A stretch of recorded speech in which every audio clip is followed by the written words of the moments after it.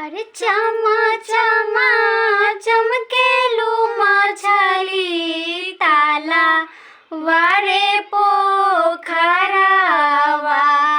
अरे ताला वारे पोखरावा कि एक दिन आई है हो मछली जुलू मी हो माला हवा।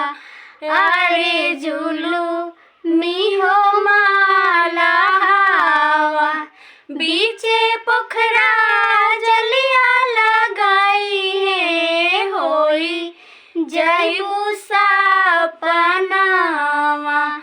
अरे होई जयबू सपनावा कि गम गम के लो बेटी पापा जी के भावनावा। अरे पापा जी के भावनावा बीचे गलिया मरसल लगाई है होई जयबू सपनावा।